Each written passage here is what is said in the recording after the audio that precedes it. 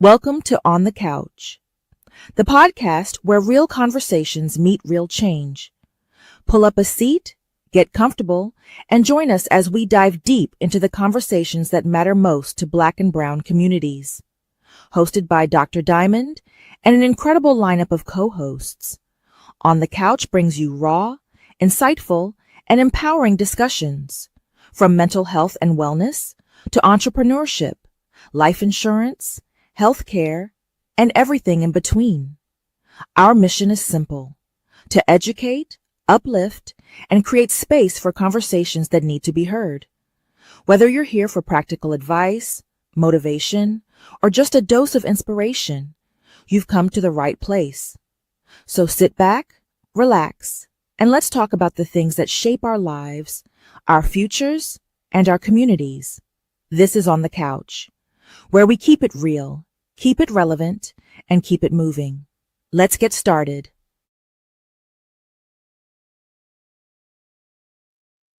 Good Saturday morning. Welcome to On the Couch, where we talk about vital information, or we provide vital information to our Black and Brown community. Today, our discussion is going to be about mental health services, why it's needed in our communities, and let's have this conversation. It is a tough conversation because it is something that most people are afraid to embark on, especially in our community, because it's about your business, telling your narrative, and what your life experiences when you're dealing with mental health.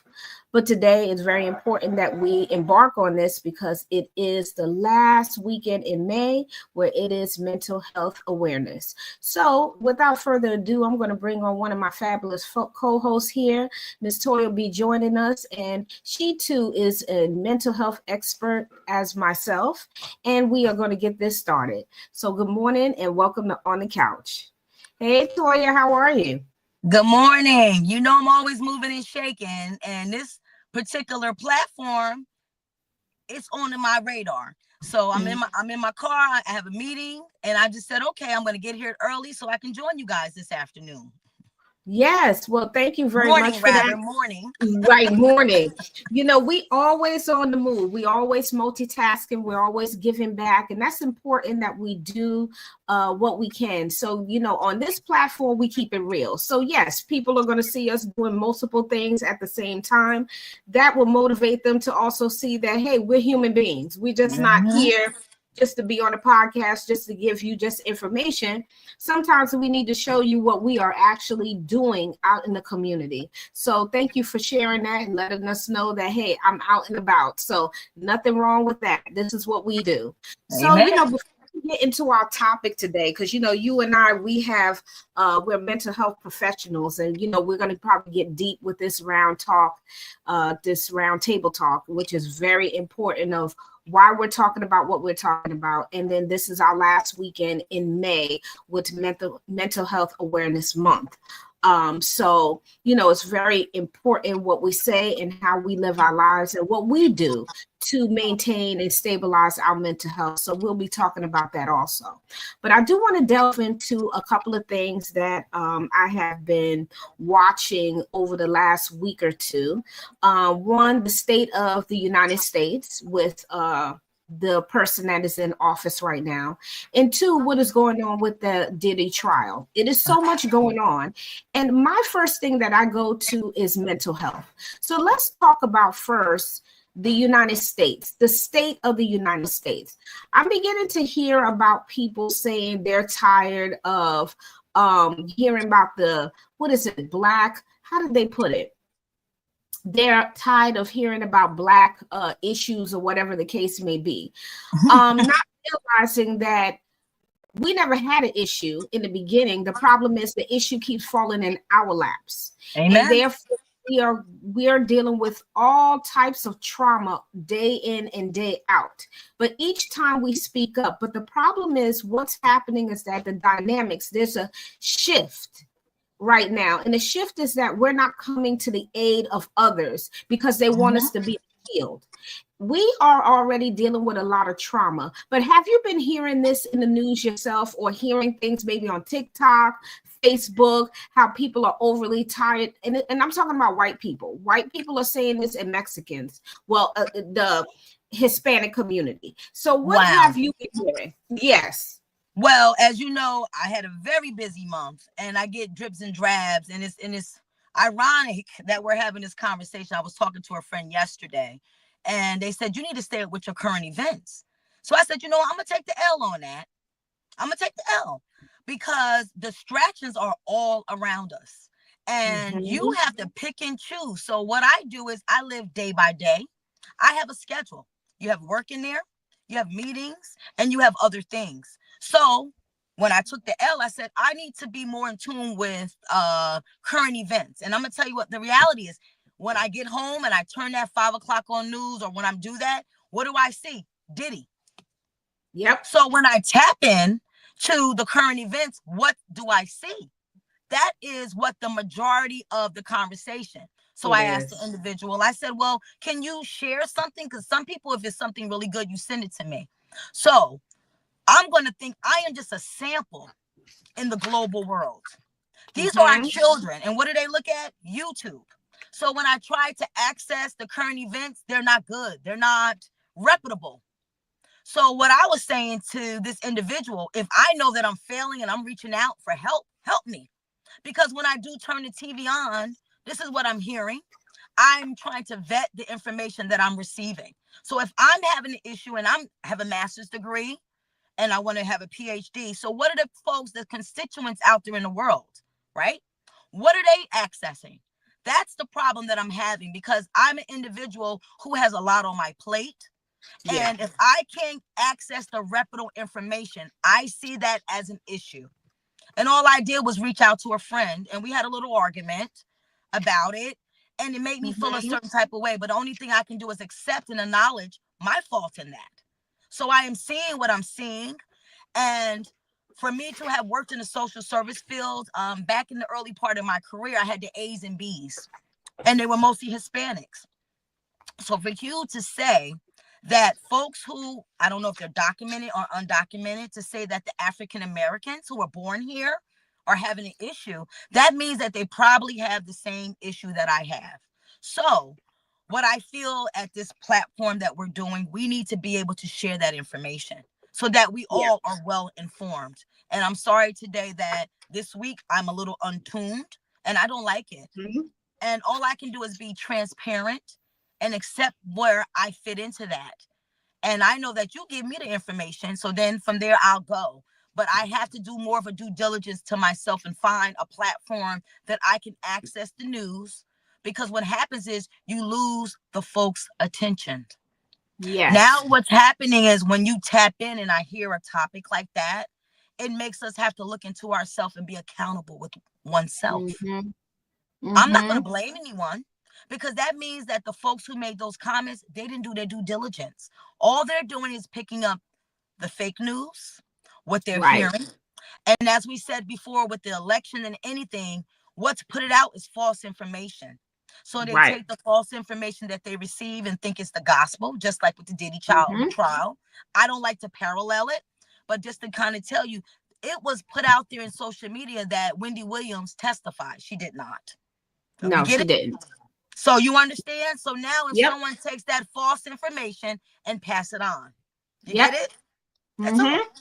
And that's what's happening. And you're right. It's a lot of false information that's coming out. But when, like, I am listening to, reputable type of podcast people such as Roland Martin, and I also follow an attorney, and she's actually reading the information verbatim and who is popping up and sitting there. So I'm like, you know what? Okay, she's on top of her stuff and there's no falsification here. Roland does it too, Roland Martin, but he doesn't spend a lot of time on it because he is definitely focusing on the things that are happening in the White House. And I don't blame him, because when you think about what is that doing to our community, right? If they're taking away Medicaid and the Medicare, it is affecting the community. But the thing is, I think a lot of people don't understand numbers when it comes to statistics, that really it's not a whole lot of Black people that's truly on Medicaid, public assistance. It is a small percentage in comparison to our counterparts. Our counterparts would actually be white people that are on there. They are higher in number. And you know how I can vet that? I worked for social services, and just to let you know, New Jersey has 21 counties. The only county that is not governed by the freeholders is Somerset County.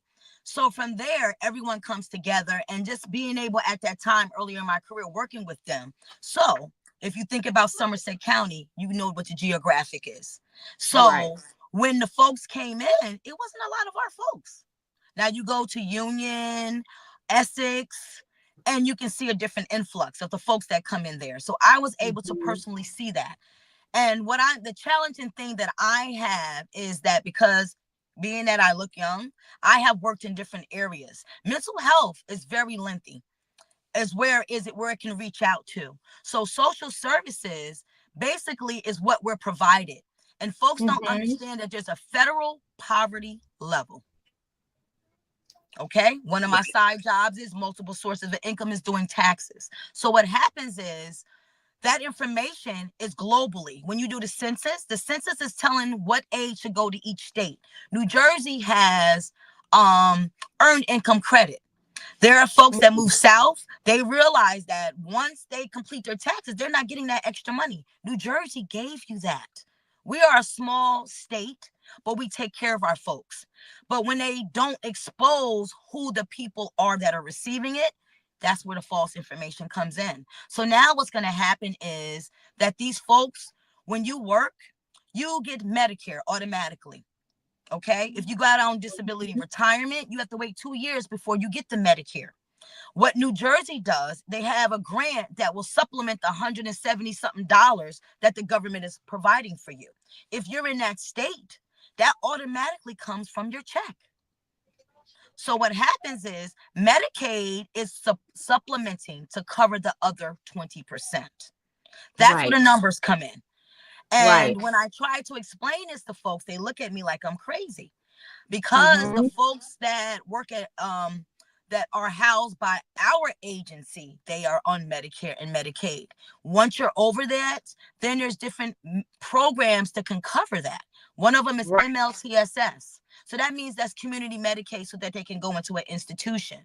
So what happens is people are at risk for homelessness because they can't afford the housing.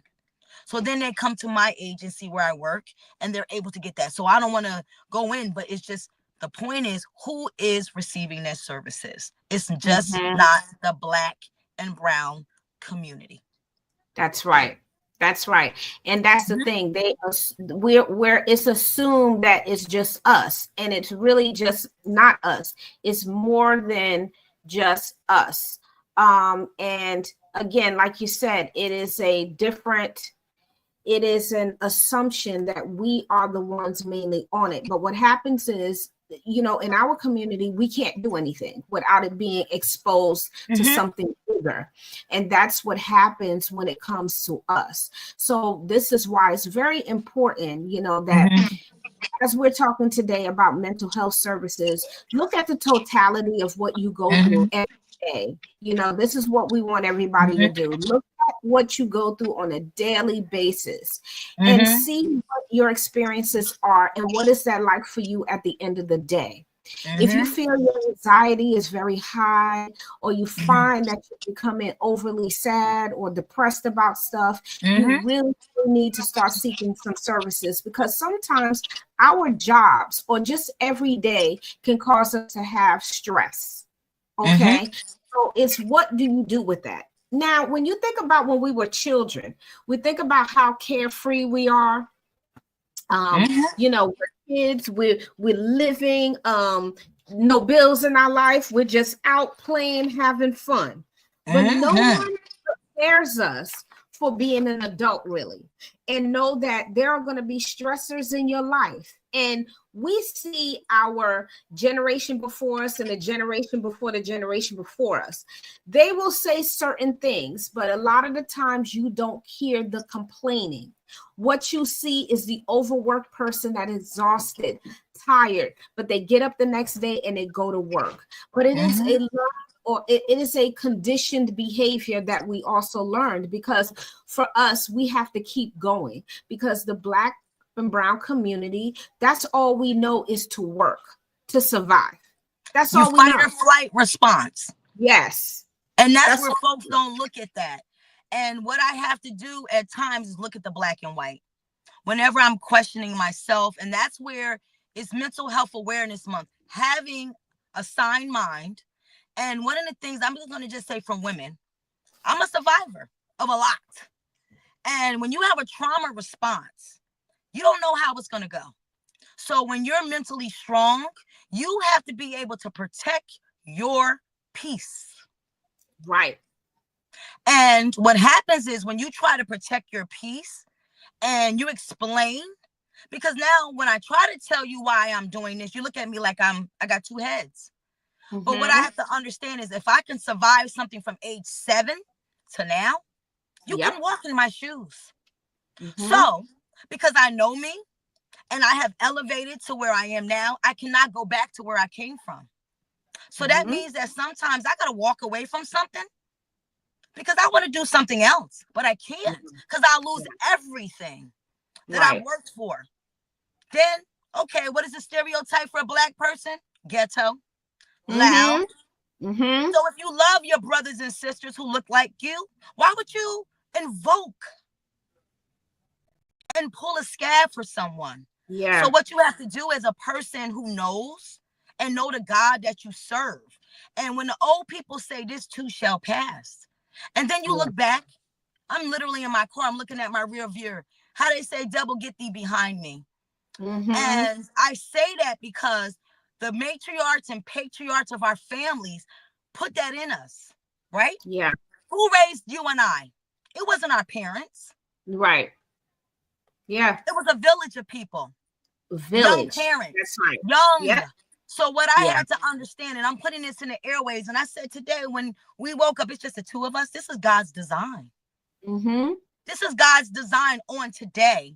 The way that I live to make sure that I am strong is I avoid these distractions. A queen told me 2 years ago, avoid the distractions. I did not understand it, but I know that I live day by day. And the stuff that you said earlier on, we're faced with what's put on our plate for the day. Yeah. That's all I look at. All I have is a schedule of what I have to do Monday through the 7 days and whatever's on my plate. So having mental strength means that I address what's here. Anything else, I can't do that. And what we do as people who have been through stuff, I had a friend of mine say, Toya, stay out the rabbit hole. That rabbit hole is a distraction to pull you back from your greatness. Yeah. That's what it is. So on the couch, we're going to give you the viable tools that you need to know that you're not crazy. You are smart. You are loved. You are somebody. And what the world does, it tries to shrink you to make you feel that you don't know what you know. Yeah. Right? Yep. I agreed. And I'm going to go back and circle back to trauma, right? Because I think we all need to understand what trauma is. Now, men and women and children experience trauma in different ways. So I'm going to give you different levels of trauma, okay? Because I want people to understand what trauma really is. One level of trauma is being born into this world. We're traumatized to come through the womb. That's a trauma. Your natural birth. Don't know that. Right, the natural birth, right. The mother and the child is going through a form of trauma, but that one is not a bad trauma. That's a trauma of birthing a child. However, life. It's life coming. However, too, the mother is at risk as well. See, when we had children, we were at risk because it's a 50-50 world you're in. And that's what my grandmother would say to me. Like, I remember her saying, you are in the world and out of it at the same time. And I understood what she meant because everything is elevated. You feel hot. Your temperature got to be high. You know what I mean? Your blood pressure is up. So you're trying to birth a child and bring this child in the world. So that's a basic trauma right there. Then the next thing that we go through in life is what type of environment are we growing up in? The one that we were given. Correct. So that can be a good environment or it can be not so good environment. So you can Yep. have a negative one and a positive one, and sometimes it can be the mixture of the two. But then it's what happens with the child that's being shaped. Okay, so let's use another thing as an example of trauma in a home. And Mhm. sometimes people are not cognizant of what they're doing. I'm going to use colorism. I am. Okay. Because a lot of the times families don't see that they do this. Oh, this person is light skinned, so they have light skin problems. This person is dark, so this is The the way that they labels. and this is how they carry themselves, right? So you hear this stuff, and you're like, okay, this is another form of trauma now because this child that's darker hue. Hey, Mark, how you doing this morning? This child of a darker hue may not understand why you're saying what you're saying. What does that mean to have light skin problems? Well, And you then know, because I'm light skinned, I'm the only, I think, Mark, because we're stereotypes. Yeah. And you are stereotypes. yes, and I'm just going to say this. At one point, I was always the underdog. And that's why the butterfly for me is I morphed. And you hit every point. And what I have to do sometimes is I like to defend what someone says, because some people say it's someone said oblivious. Yes. To me, oblivious. Is it that it's a stereotype because I'm light skinned, I'm a Barbie or something like that? But the thing was, from my beginning, when I was born, I was high yellow. My dad denied me. He said that ain't my child. See, that's a trauma for you. That's a trauma because that's also a form of rejection.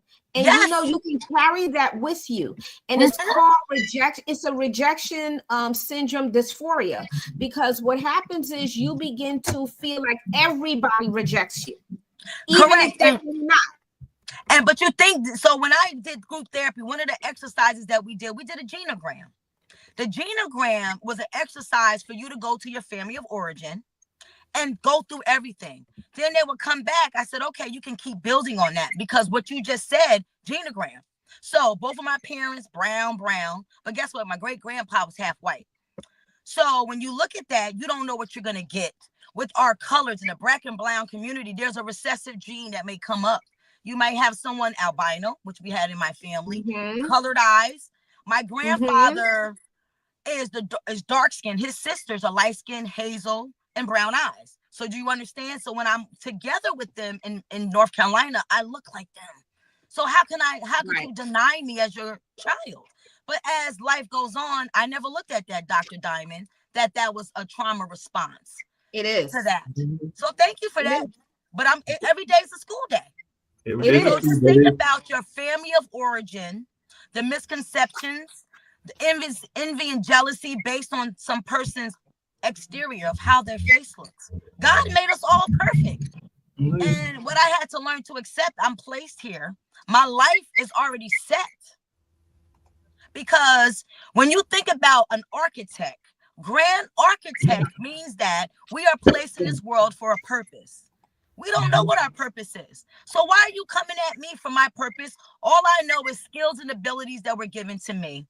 I was born into a family, but I look at it as a flower is going to grow. Because if you think about when bees fertilize, they drop us everywhere, right? Then we just grow. I just happen to be in my environment where my seed was planted. So I'm a visual person. And I say, okay, if I can't see, I can't understand it. Okay, I think I could understand that. But now I have to learn to be quiet, because if I'm in a room that doesn't have the same brain as me, I'm going to be shrunken. I'm going to be looked at differently. So what I have tried to do is be in a room of people who understand and have like minds. That's it. Yep. No disrespect to you. Okay, no, thank you. And I'm going to remove myself. And that's what I've been doing now because I'm here for a purpose. But it starts from birth. We are reared and we do not want to be a product of our environment. That's it. Yep, it's interesting you said that. A couple of things were crossing my mind, both to both of you and everything like that. One, I'm over the Hey as y'all can tell, and all along those lines, and we got the jazz band practicing here in Durham. But earlier, I was with a group, and we had a encounter that was quite an interesting encounter, and all along those lines. There was actually one little tie into what we're talking about. But say we sometimes have unusual hobbies, and a good friend of mine is into bird watching. So this is actually Black Bird Week and everything like that. So he was actually doing a bird watching tour and looking at all the various species of birds. And there was a young lady that was getting her nails done. There's a adjacent town to Durham called Greensboro and everything like that. My best friend lives in Greensboro. And she was like, and she was getting her toes done. There's a nail salon nearby. She's like getting her toes done. Mhm. She just came out, ran out, and took a break from her toes and everything. She's like, I think y'all are bird watching. I want to see what y'all are doing because it was. She's like, this is amazing. So she's gonna probably join us next month because I think Gerald's gonna try to do this on a monthly basis. But we do all kinds of hobbies, including something people don't think that we are into. But Gerald is a scientist by trade and everything like that. But she was just fascinated. I think she might be. I'm not even sure what Fran. I think that was her name. Career is, but she was just fascinated. There was a group, including a retired TV anchor, that were out there bird watching, and we saw a number of species and all along those lines. But to coming back, what the topic was and everything. Yesterday we had a campaign, a candidate that was here. Mhm. She's actually running for Supreme Court justice because this is campaign season, so she's actually to be reelected. So it's Anita Earls. Anita Earls is actually biracial. Her dad is black, and if I remember correctly, and her mom is white. And she was saying that they actually got together at a time that wasn't accepted here in the South and That's right. everything like that. And remember the movie Lovin' and all along those lines. Yeah.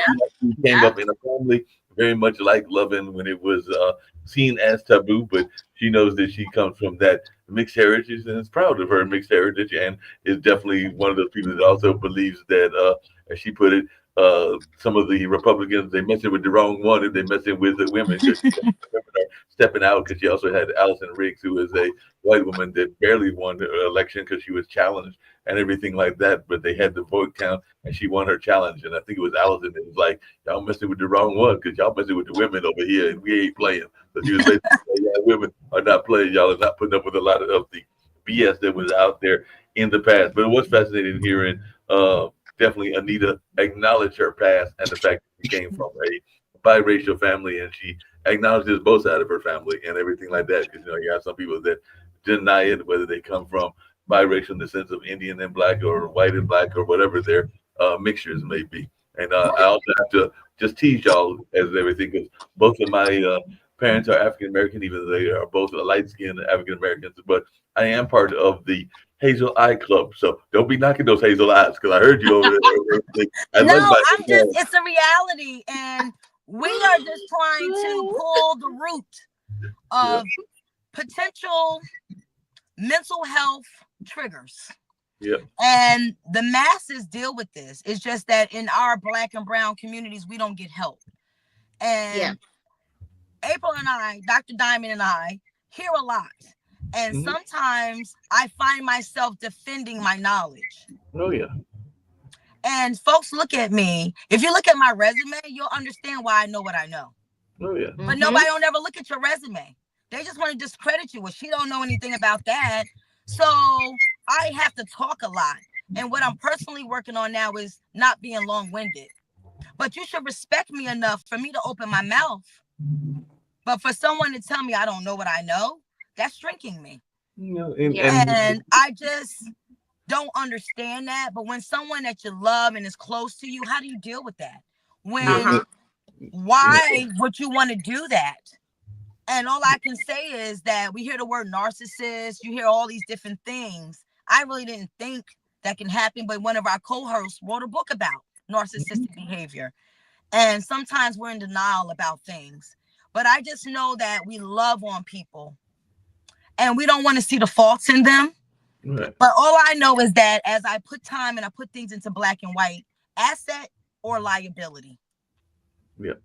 I know that I'm an asset to many people, but you're a liability in my life. And I like to say this. So when the butterfly room does, because Mark, we're going to be on it this next month. So when I open the butterfly room officially, nothing that is said should be discredited. Because as I know that, as they say, if two shall agree, there's someone else outside of me. And as we talk in these rooms, and when someone does that, that's emotional abuse. Yeah. And most folks receive emotional abuse. And they don't understand. They think it has to be physical, sexual, it can be emotional and economic.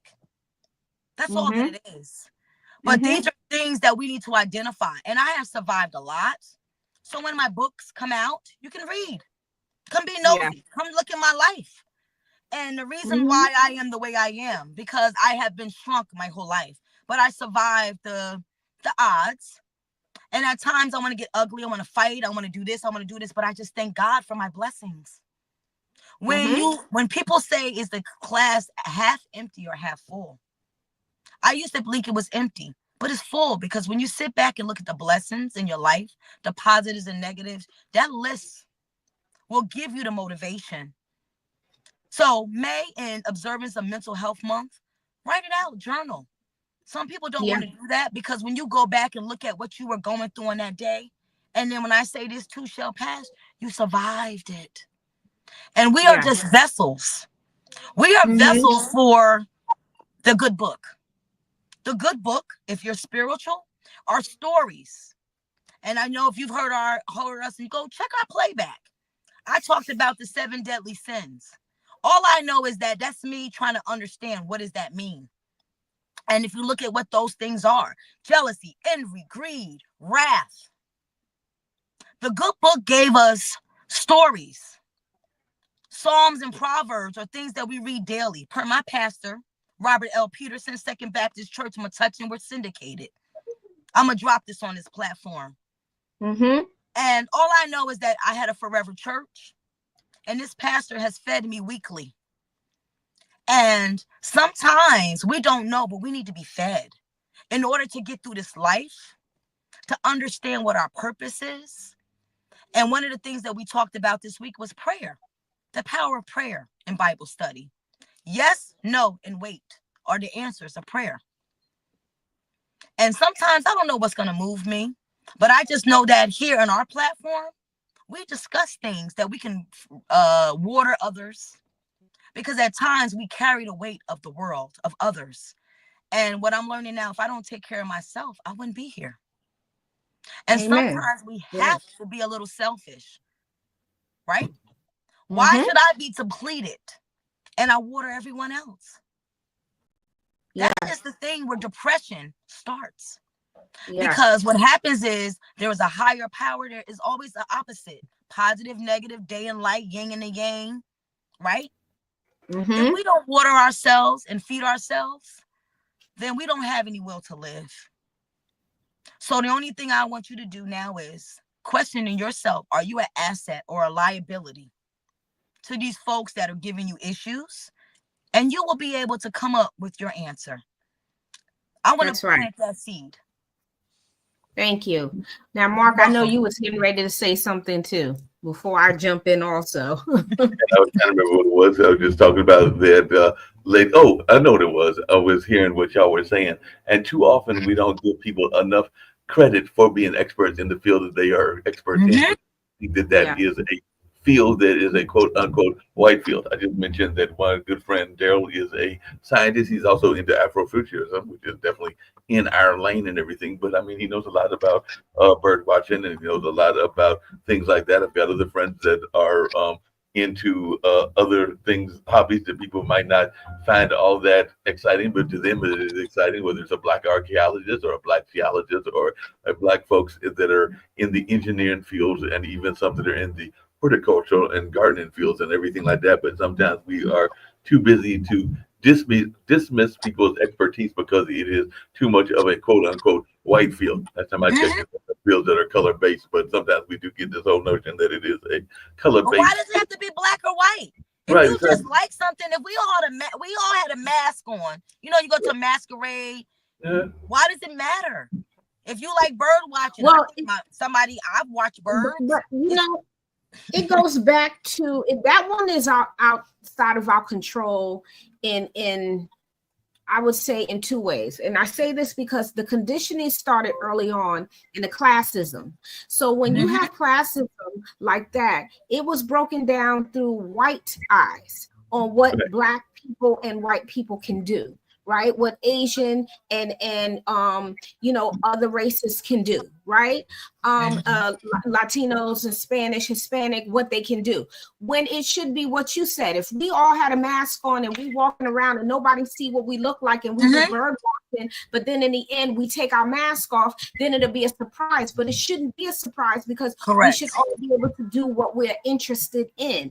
But you have to remember, society as a whole has treated us in classes, in boxes. So once they put us in a box, as you stated earlier, Toya, you said, oh, we're seen as ghetto. Yeah, that's all they see us as. And they don't understand growing up in rough neighborhoods is trauma.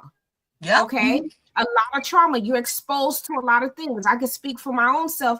Growing up where I grew up at, crack era, I saw a lot of crackheads. I saw a lot of crime. I saw a lot of stuff. You didn't know if you're going to make it corner store and back. That's traumatizing, So what did I want to do when I got to the age where it was time for me to go to college? Get the hell out of New York. That's all my mind was set on. And because it was so yes. Sometimes, but it's not always the big cities. Actually, you say that because a friend of mine is a costume designer, and she does a lot of work with outfits and things like that, whether it's drama outfits or just other things that she does with her seamstress and other kind of businesses in that realm. But I was talking to her and another artist friend, and they were talking about a neighborhood that's literally 2 blocks from here, but it's kind of that neighborhood that you're talking about, that if you might not want to walk through the neighborhood because it can be a little bit of a rough neighborhood, and ironically it's near one of our health clinics. So they were like, yeah, you might, it's a good place to go to understand history and everything, but you might not want to walk there, because they knew that some of the people, because she's a grandmotherly like age in her 70s or something like that, that they might try to look at her as a sugar mama or be trying to like hit on her, even though she's well into her 70s and everything like that. But they're like, you might not want to go down there because some of them drug addicts may decide that you are a fresh target, for lack of a better term, and all along those lines. So you got to think about that notion that people are sometimes afraid to go into neighborhoods because they're afraid of what might happen based on that history and all along those lines. It can be considered stereotype history, because it might not even be that anybody's down there really thinking about that particular person, but they've got to put that sense of fear in them and all along those lines. It's a label. It's a label. It is a label, and that's a good example of what trauma actually looks like. You know what I mean? That other people cause others to feel traumatized. So now this is what you keep in your mind all the time. If I go through this neighborhood, something bad is going to happen. And this is why it's important now to understand what can trigger you. A small thing can trigger you, like as simply as, let's say, a car. Like, these cars are more fancy now, but let's say back in the day, the older model cars, if they kick back, don't it sound like a gunshot? All of a sudden, everybody falls to the ground, people rolling because they don't know if it's a gunshot or if it's an actual car just making that sound. But because of the trauma and people seeing it, the automatic thing everybody does is protect themselves, because you don't know what's going to happen. So again, these are just small types of traumas that I'm talking about. And then when you think of big traumas, everyone has been through some big stuff. PTSD. I don't want us to delve too much into personal things, but what I will tell you is that anyone listening to us and joining us on the couch today, think about what traumas you have experienced. Second thing I want you to think about is, did you actually work through the trauma? Because if you have gotten to a place of healing, you can actually not even know or see the trigger in front of you because you're healed from it. Because once you're not healed from it and you still are reacting, you are not completely healed from it. I know a lot of people who would say, I'm healed. But as soon as they're exposed to something, all of a sudden they regress, and they don't understand that they're regressing. But I can see you regressing because it's happening, and it exposes you to something you never healed from. So I'm saying to you, this is why therapy is important, or a spiritual advisor, someone you can go and trust. And if you don't want to talk to anyone, please begin to journal, because the more you journal and you get it out, you're purging. And purging is just releasing what you're holding on to. You got to let it go. And the folks that are around you let you heal. And I think that as a survivor, as you just said, there's triggers out there, and those are trauma responses. And I know personally in my life, I'm working on humility, gratitude, acceptance, and forgiveness. Because in the word it says, forgive them because they know not what they do. And I know we spoke about that because Easter discussed that. Those were the last words of Christ. And we're all not perfect. We're imperfect people trying to do a perfect work. And think about the disciples. As you know, it was said that someone's going to deny me. And think about that. Put that into present day. That's all it is a history book. And what happens is, this is my belief, history repeats itself. It's just that right now we just not on dirt roads and cloths. We are in 2025, but are the same issues that are being represented. And what happens is people don't want to acknowledge that. And I'm a type of person I like to challenge. So if I'm speaking this, and correct me if I'm wrong, why am I being shrunk when I state something like that? Because if I'm observing, because I've heard a lot on my couch providing mental health services, so my ears have heard it. It's just that sometimes folks don't want you to expose what you know. But if I heard people say that, all I'm doing is putting a correlation for you to be aware of it. Because what happens is, what we do is we stuff it. And then Dr. Donna said, we need to release and purge. But most of the time, the average person does not purge. We stuff it. We're runners. Because we don't want someone to expose that. And then someone goes off. Some of the folks that we deal with in the mental health community are people who are good people. But they crack. And then they end up in the legal system. And then when they hear what they've been through, oh my gosh, I didn't know that. So we need to be conscious of what our trauma is. And sometimes you got to walk away. Right. It's not healed. And having that much sense will save you from being in the legal system. I just know what my charge in life is. There's a lot of legal issues in my family, not just trying to disclose. But when statistics are after you and there's a probability, I don't want my family to strike out. You understand? And what you hear what I'm saying, what's understood don't need to be said. And when it comes to your own personal mental health, is understanding who you are, looking at your family of origin, look at the probability. If there's a health thing, just take diabetes, for example, and you plug diabetes into your genogram and say 8 out of the 10, that's 80%. 80% have diabetes. So what's that mean? You're at risk. And it also goes for mental health issues, and folks don't want to deal with that. So the only thing that I want to say to you is do your research in your family. Yes. Because guess what? You're going to have offspring that are going to be part of this statistic. And in the Black and brown communities, we don't do that. The people in other nationalities, what they do, you have a person in the family, you know what? I know they need help. Let me make them a job. But what are the Black and brown communities? We don't give those people a job. We ostracize them. We don't care for those people. Then they becoming a part of the statistic. We need to take care of our own. Yes. Amen. Dr. Diamond. Yes.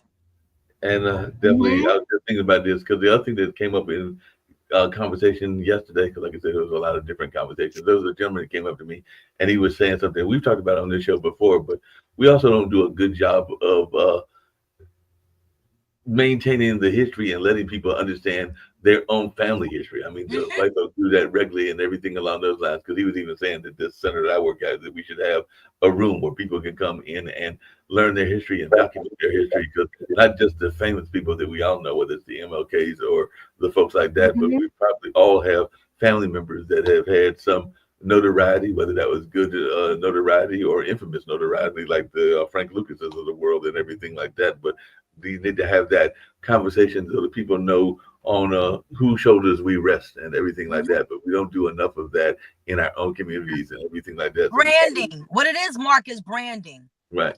We hear branding when it comes to a business, but your family is a brand. Yeah. I protect my family brand. Oh, yeah. So if you look at what the odds are, And me being my only heir to my mother legacy, I have one son. We lost our first continuation. So I'm not trying to deal in absolutes, but I care about the brand of my family. No. And sometimes we don't look at it like that. Yeah, we don't look at it like that. And the other thing, we don't Mm-hmm. look at it like that. And the other thing we don't do is that sometimes we don't realize that even if you don't have a direct lineage, because I've told y'all this on this show before, I may not have any kids of my own, and at 63, that's probably not going to happen and everything, but I may get involved in a relationship with somebody that has a child or all of those lines. And even if that's not the case, I do have two nephews. So as far as I'm concerned, they are still people that I care deeply for, and all along those lines and all along that kind of way. So definitely is that whole notion of takes a village to raise a child and everything, and we oftentimes don't think about that. We oftentimes won't even call out people. I don't know how it is there in the Northeast, but I remember there was a time that if you saw somebody that was acting wrong and was acting a little bit too much on the ghetto side, you would call them out. But now people are afraid of the consequences because they're afraid that if you call them out, that they're going to kind of like try to take you out and everything like that. So a lot of times people are not wanting to step into those conversations because of their fear of what the reaction might be. Thank you, Mark, for saying that. My late brother, my baby brother, had 3 kids. So I'm the mama auntie. So I prepared myself. I'm present to help out. So again, just because you didn't birth children, there's somebody else need to love the kids that need to be adopted. And we don't look at it. It does not have to be a blood. The point is, some people can have a child, they can donate their sperm, but they don't be parents. And that's something that we don't look to. The village is taking someone in need and providing those skills so they can survive. And I didn't know this was going to be. I didn't know. I miscarried, but now I think my purpose is to help to raise my brother's kids. My 2 nephews, where they're here, I spent a lot of time. They're in North Carolina. So I have my niece. And actually in her life, I wasn't there. I missed a lot due to some family conflict, but it's resolved. I can only know that I feel my purpose is to be there. And she's culture. She's making the honor roll. I invest in her. So it doesn't matter. I didn't birth her. But now her sister is my godchild. So there's my extension, my purpose. So thank you, Mark, for saying that. And to the people listening today, there is always someone in the family, and you can't do it all. Pick one. Pick one. Exactly. Now, I do have a question. We've been heavily talking about mental health, but now I'm going to go out a roundtable talk question. This one is very interesting. So listen up. Does your religion or culture or some other aspect of your identity or background influence how you think about mental health? If so, how? So we got a couple of things there. That's a loaded question. Religion, culture, and identity and background. Of course, it's very loaded.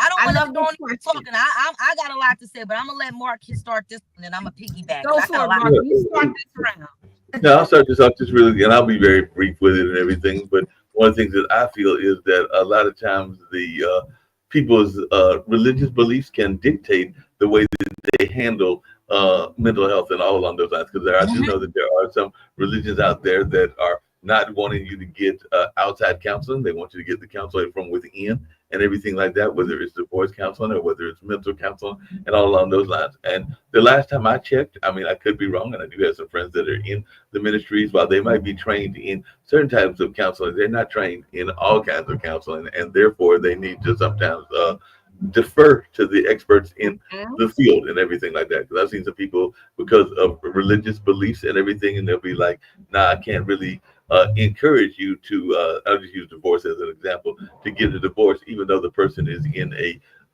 toxic relationship, and the divorce is probably the better solution. But they got some people that are steadfast on their religious beliefs, and they're like, basically like, I can only deal with this notion if it's going to be what the church is telling me to do and everything like that. But like I said, there is a lot of different types of counseling. I know that y'all are involved in varying kind of counseling and all in that space, but I do sometimes think that the institution, whether it's the church or the school or different other institutions, that they sometimes are stepping outside of their lane. And I hate to use that expression, but it's the truth. They're stepping Yep. outside of their lane of expertise.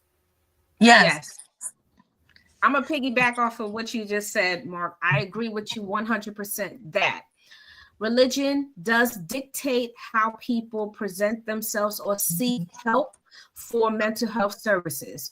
I'm going to get deep with this now. And if I'm not liked, that's fine. If you don't want to follow us on the couch, that's fine too. But I'm going to go back to during when things happen, especially back in the day till present now.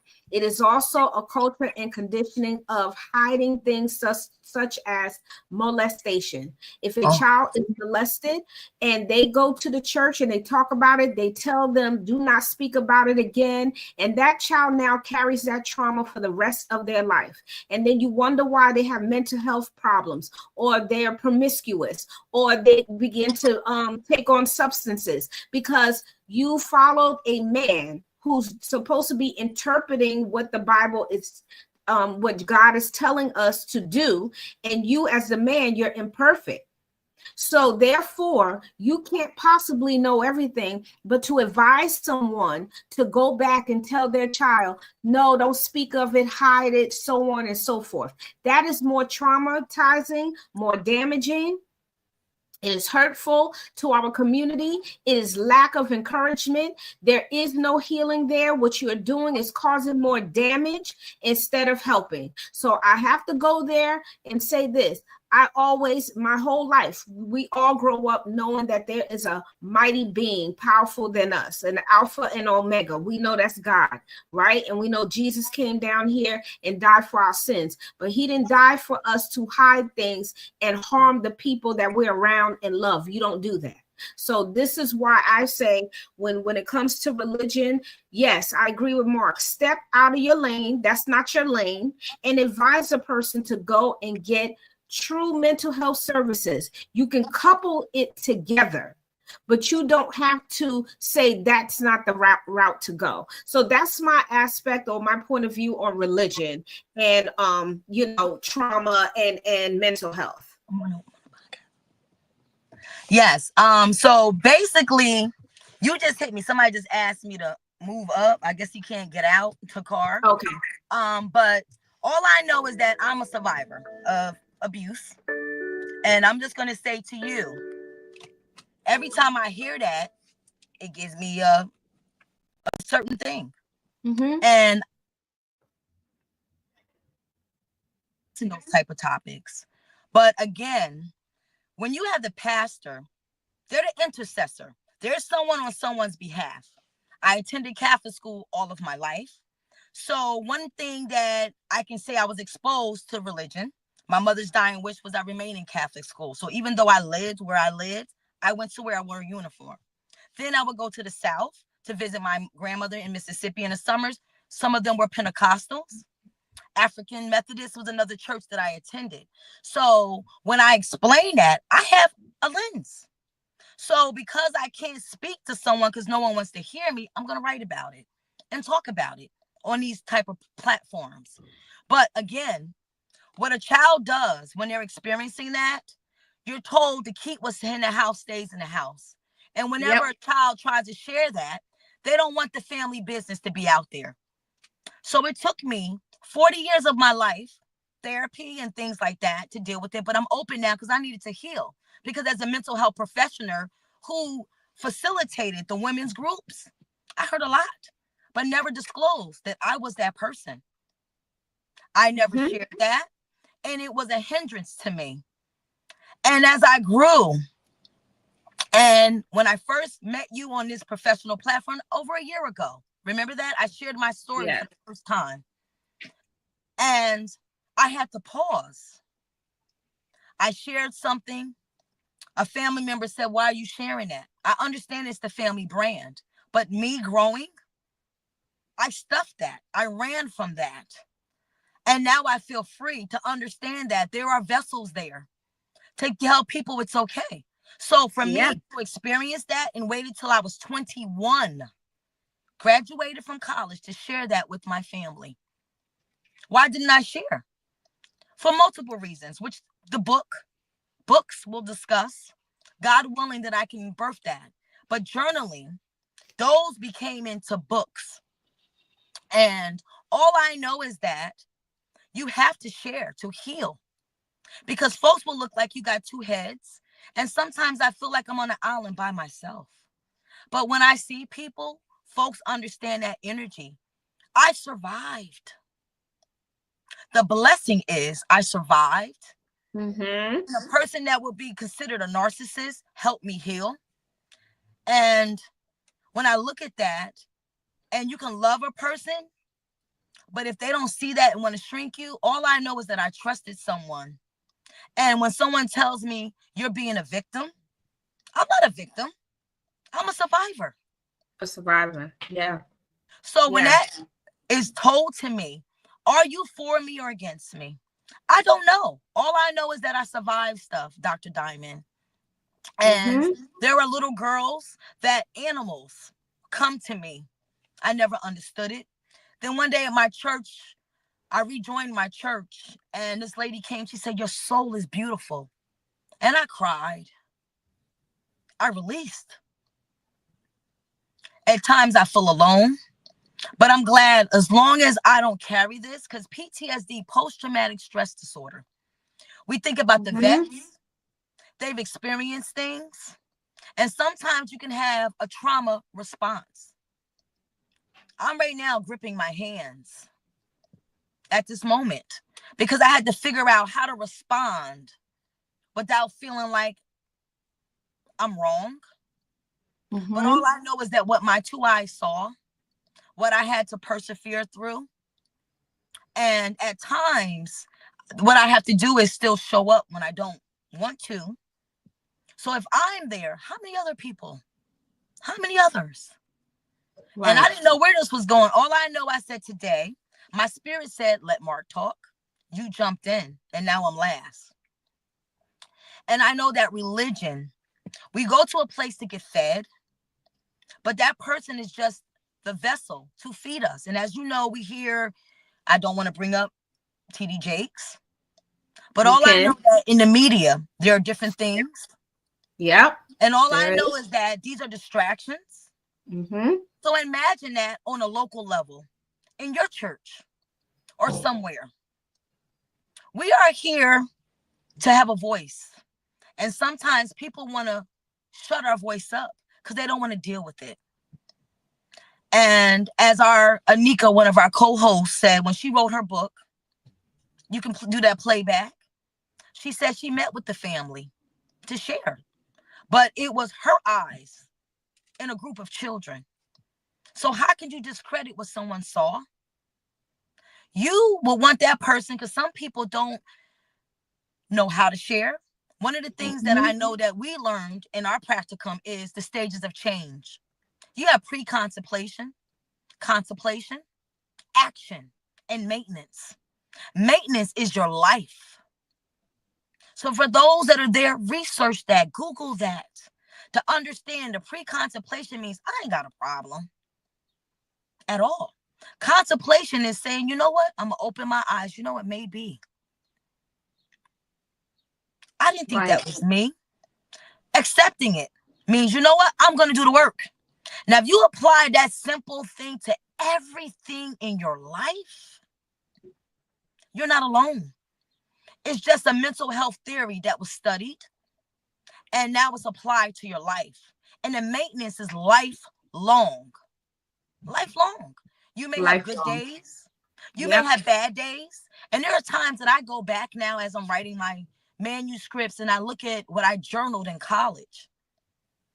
I went to college 1995 fall, graduated 1999. What year were we in? 2025.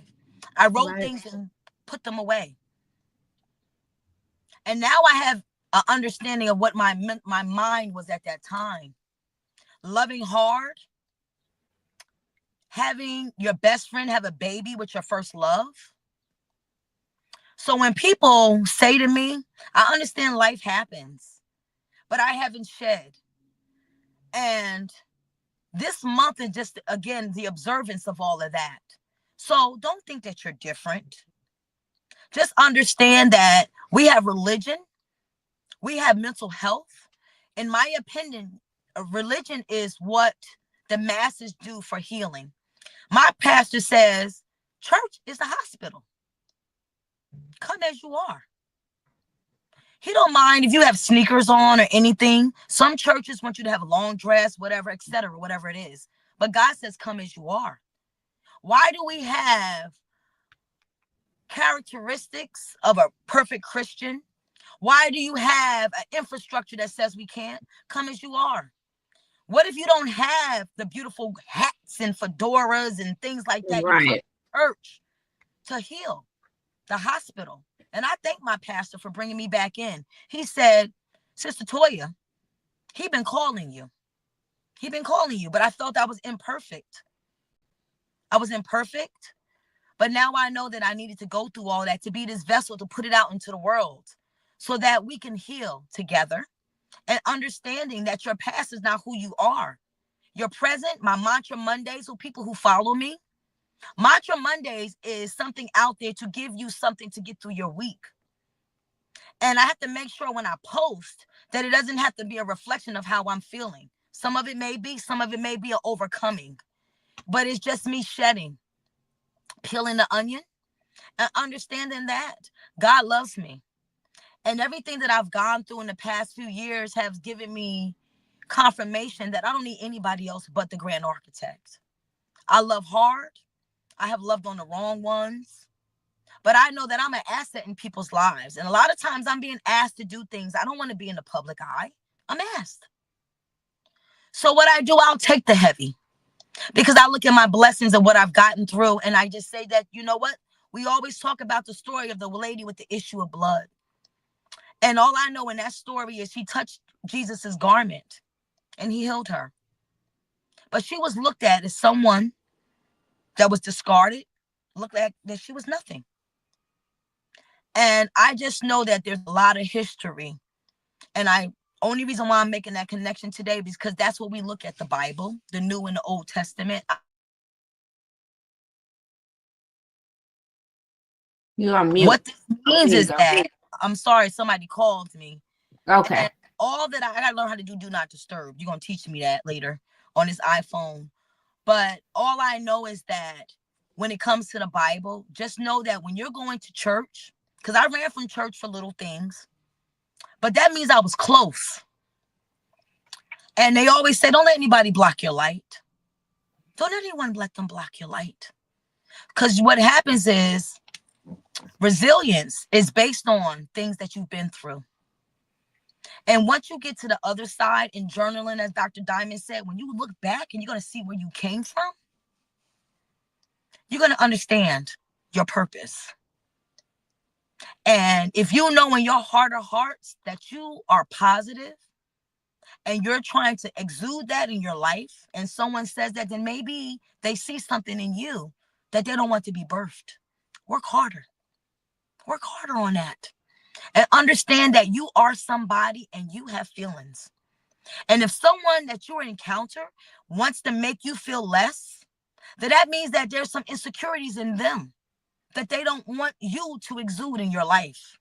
You walk away from that and understand that you govern your life. You protect your peace. And know that there are platforms for help.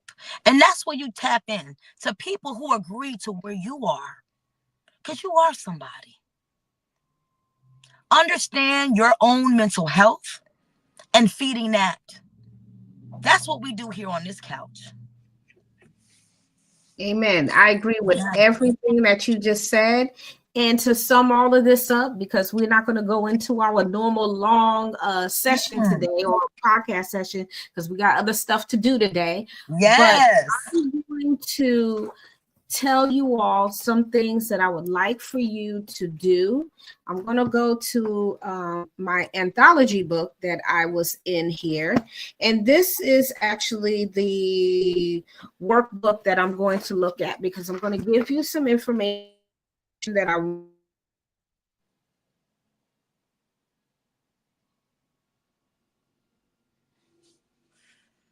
couple words that I want you to remember. This is about health and wellness journaling that you're going to be looking at. the what you're going to do to realign yourself, mind, body, and spirit, doing these following things. One, recognize, acknowledge your pain and struggles. This is what Toya was talking about. Acknowledge that. Okay, that's how you're going to start out. Number two, you're going to release it. Feel free of what has caused you to suppress pains and struggles. Relax. Become less tense by utilizing exercise to free the mind, body, and spirit. Reset. Find your center to motivate positive change. Reevaluate. Discover what you are trying to change or do differently to get positive and realistic results. Realistic results. If you find yourself in a fantasy, that means you're not bringing it to realism. So realistic results, things that you can achieve. If it's a baby step, that's realistic for you and you can achieve it. Don't make it so high that you can't do it. Then you bring yourself back to a negative state. It's just improvement. Basically, I had a college professor, and it was improvement equals perfection.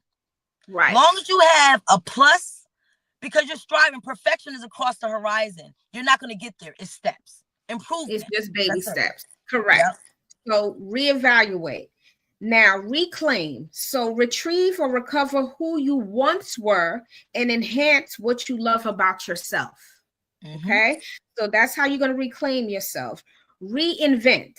To bring back into existence you, just you. And reemerge, to come out from behind that mask, align with a new sense of power of being. So this is something that I wrote, which is called the 8 R's. I developed this one day by just sitting here when the editor-in-chief of, it is called, what is this called here? She calls it Own It. That's her magazine. And she asked me to be a part of this. And she said, I want you to write something about, anything. And I said, you know what would I do to try to realign myself? And that's how I came up with the 8 R's. And these 8 R's is what you can do on a daily basis. And this will get you back on track. And again, take one day at a time and one piece at a time. So I'll post this on our page, so the Facebook page, so you all will be able to go there and start utilizing that and journal that way. Because when you journal that way, and I'm going to utilize it for myself because but I also need to use it myself as well. So you all know, for realistically, I need to do it too. So none of us are perfect on this platform, but we are telling you, take care of yourself. As Toya said, guard your peace and love yourself. Forgive yourself for anything that you've ever done, made any choices that seem to be not good. But remember this, everyone has positivity in them. Everyone is a good person. No one starts out and say, I'm going to be bad, I'm going to be evil. Even the worst person out here never had thought they would be at the place that they are. But mental health is a serious thing. And this is why we're talking about it today. So before we end the show today, what we are telling you, focus on your peace, realigning who you are by realigning the mind, body, and spirit. All 3 has to be in one alignment for you to have balance. You can't have balance if one is out of whack. However, if you recognize that one is out of whack, focus on that particular area. For example, the mind. If you feel like your mind is scattered and all over the place, you're going to have to start doing things to realign yourself. So that could be listening to calming music, crafting, doing puzzles, taking a walk. This is something where your mind can go somewhere else, but in a calm way, so you can come back to center, because it's all about bringing yourself to center yourself. Once you feel yourself going to the left, you're going to the right, and you're going too far to the right, too far to the left, you need to start bringing yourself back to the center. So that is you being in control. So Own your power, bring your power back to yourself, and you will begin to see results. If you cannot do it alone, remember there are professionals out here. It's a lot of us out here. Go to Psychology Today, Black Therapy for Black Girls. There are all types of therapeutic interventions that you can do even on your own. But I will say, try not to do a lot by yourself. Definitely get someone who knows how to walk you through things. Before Toya and I came on this morning, she was talking about, the support group. Yes, I have candid conversations getting ready to come back, and I am going to also launch the flyer on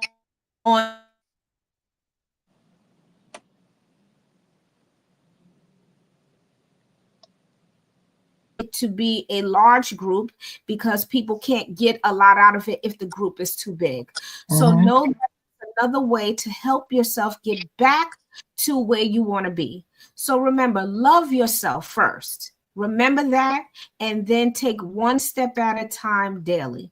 So that is my takeaway for today before we end the show. So Toya, I'm going to give you the floor for your takeaway, and then we'll be done with our show today. Well, thank you, Dr. Diamond, for letting us have this candid conversation. And as you know, we're here to service you. We get raw. We're honest because we love our communities. But the one thing that I want to add is that work on responding and not reacting. Being able to understand yourself when you walk into a room of any situation that you're in. And if you know it can be uncomfortable because they're going to be triggers. People may say things to you or their actions may trigger you. So what you do is you just respond. You don't react.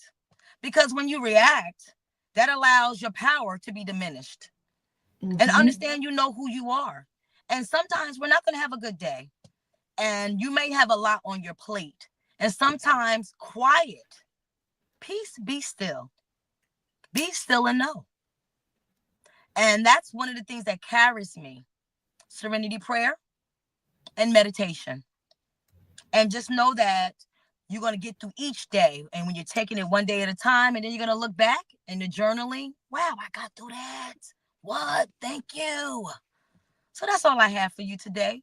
Enjoy your Saturday. And just know that if God brings you to it, he will bring you through it.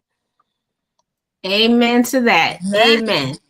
So that was awesome. So we are going to get ready to end our show. So again, Ms. Toya, I'll be talking to you soon.